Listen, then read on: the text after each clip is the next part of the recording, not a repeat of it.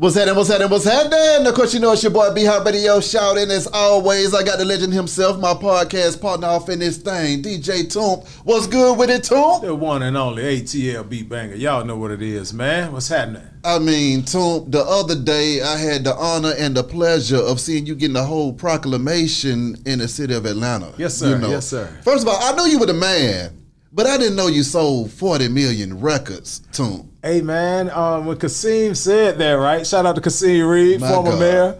I hadn't even done that math myself, bro. Keeping it 100, you know. But it's one of those situations where, you know, the coach say, just run, don't look back, just keep running.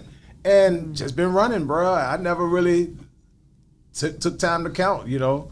And, yeah, 40 million is pretty high. How did that make you feel receiving that proclamation in front of your family and friends and peers, man? It was great, man, because those I mean, it was even, I would say, even some of the producers, I've been knowing them like 10 years or more, but some of the other people that was there, oh man, we've been knowing each other since elementary school, and to see them to be a part of that special day, bro, to have them there, my people who I love, my family, man, it made all the sense in the world. Did you ever feel like growing up you was gonna wind up getting a proclamation too? Nah, man. Honestly, I thought I would just be an athlete or some shit, man. A baseball player, you know, football or something. But I never thought I was, you know, even after being successful in the music business, I still didn't see that. Mm-hmm. So yeah, it was a surprise, man. A beautiful surprise, actually.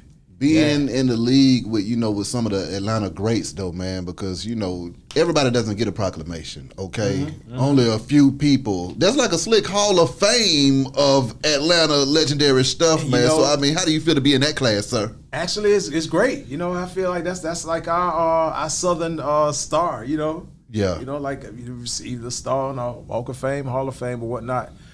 And I think there's more. I know there's more. There's more work to do. It's a lot of things I'm working on right now, man. Some things that me and Cherry talk about, you know, teaming up on, you know, as far as, we had a few business discussions. Yeah, so it's a lot of things to where, honestly, man, shit, I would say most likely by before 60, I may be honored again. Oh, my God. Yeah, man, we plan on doing some big things, bro. Yeah, some things, man, that we're working on, so. Speaking of Dr. Cherry Toomp, can you let them know who we got in the building, sir? Man, the one and only ATL, born and raised. Oh! Dr. Cherry. Certified life coach, psychologist. For those that, you know, have high anxiety, like myself, when you out here trying to super achieve every 5 minutes, but you find yourself being anxious about the next move every day, how do you get your mind to settle and calm down so you can enjoy the journey, as they say? But I feel like you can't enjoy the journey when you're always trying to achieve the next level.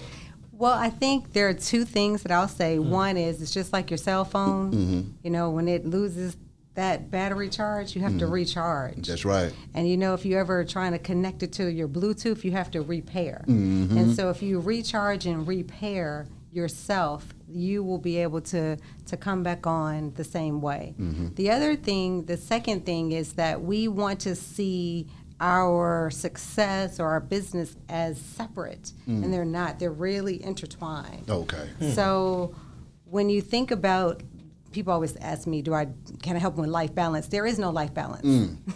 There is no life balance. If I had to look outside right now and say, okay, how do we get to the West End? Well, we're not going to only take right turns to get to the West End because we're not going to make it. So that will be balance, right? That's right. So it has to be, you make the turns that you need to make to get to that destination. And so there are going to be times when you're going to be tired, you're going to be exhausted, and you're going to cry. And then there are going to be times when you're going to be excited and all of that. And so all of it works together for the good. I think a lot of times, too, and just like we was talking about recharge, going on vacations, you know what I mean? Even and when people think of vacations, some think, we got to go way over here. Sometimes just a trip to Savannah or either a good road trip to the Georgia mountains. It's like a recharge, reset. That's why I always use the term sometimes, like I just got to hit my reset button. Come on. You know what I mean? Especially if you done went through so much and you just trying to just really, sometimes you might have clean house.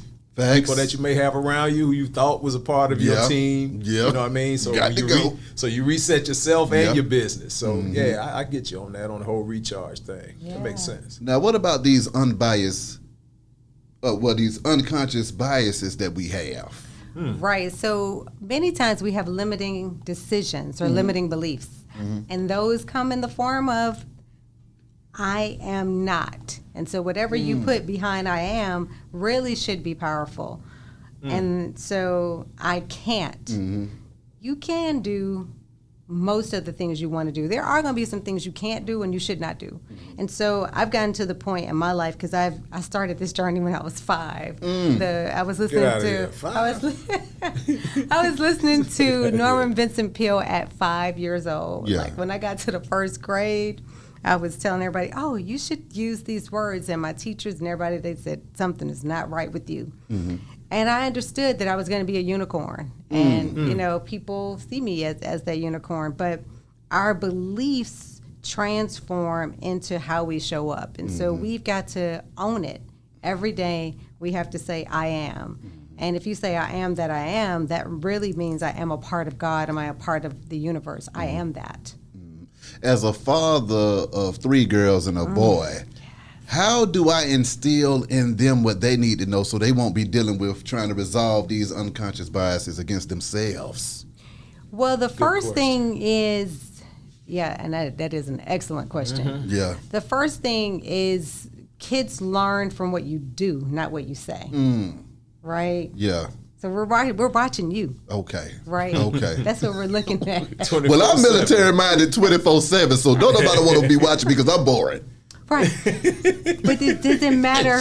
But that's what they're going to get. Okay. So before they had words, before they had language, they were watching your behaviors. And so that's the big thing. The second thing is as you start to model, we want to let them know that failure is a part of life. That's right. And we want to fail forward. Thanks. So if we don't make any mistakes, we can't get better. And so I like to tell my team, and I always work with perfectionists, they don't understand what I'm saying. We just need to make better mistakes tomorrow. Ooh. Better, faster mistakes. Ooh. That's dope. Yeah. You doggone right. And we need more mistakes in this thing. Yeah, need more mistakes. More mistakes. At least that's showing that you gaining some type of momentum, I guess. Exactly. Yeah, okay. So never looked at it like that. your babies have to be empowered to make mistakes. That's right. And you've got to let them know that no matter how many mistakes they make, they are smart enough to figure out how to get out of that mess. And that'll change them. As a life coach, what are some of the main things that you find yourself having to coach everybody on to the point where it's like, okay, I got a playbook for your ass because this is the same thing everybody's asking me. Yeah, so the playbook that I like to put on rewind is this concept of my shit stinks. That's why I flush. So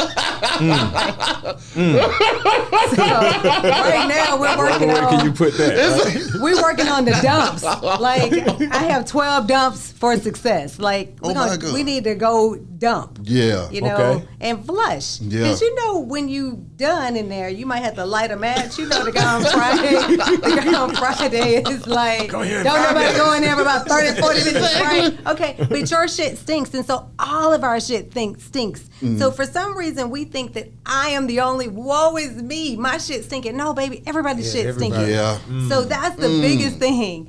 And if we start to dump and think about, okay, there are about 12 things we need to pay attention to. And I'm not going through all 12, but I'll just tell you, your diet, your circle, your mindset. And so if we are constantly making these dumps, you want to make sure if you're not regular, you got to get regular. That's right. Right. So I had a friend that told me recently, I was trying to give her some stuff to cleanse out her system. Oh, I don't like the shit all day. What? Yeah, what? You wanted to stay in there? Keep the shit in. And just keep it in. And let me know how that works out for you. You gonna die. Yeah, let me know. Let me know what kind of results you get from that. No, that's you interesting. gotta let it go. Let it go. So I think that's the biggest thing. That's the playbook is everybody's shit stinks. Well, how does diet play into mental health as well? What does that do for it? Because I didn't really realize the correlation myself. Well, one thing I could say is when you think of diet, right?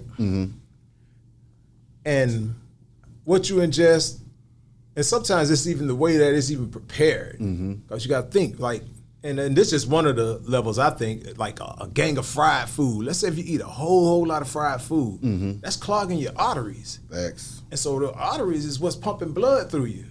And as time goes, those arteries are going to get tighter. As we get older, our arteries close up. So that's why the older you get, you got to eat better. Yeah. But if you start eating at an early age, I think all that plays a part because your heart is pumping blood through to your brain. So if those arteries are not letting that blood get to your brain the way it should, hell yeah, I think if you eating a lot of fried foods and it'll cake up in your arteries, that's playing a part in your whole psyche and how you think and everything. So I think that's on the level. Oh, that's just absolutely. from my little ghetto science, you know what I mean? And just for reading, but ain't no telling what she may have for us. Right. Talk to us, doctor. Right. Well, see, the reality is unconsciously we know what's right. And so that's why the unconscious is so powerful, because there are prime directives of the unconscious mind that tell us you should not be eating this, but we do it anyway, right? It's like, oh, I love this, won't hurt me. Well, perhaps I'm not gonna. I'm an 80-20 person, so I'm not here to tell you don't do anything. I'm like 80%, as long as you're doing 80% of your diet right. But what you eat does have a huge impact on your mental health. Yeah. And if you think about a lot of people who are walking around with a lot of the challenges, their bodies are kind of closed up, and that means they aren't getting the oxygen.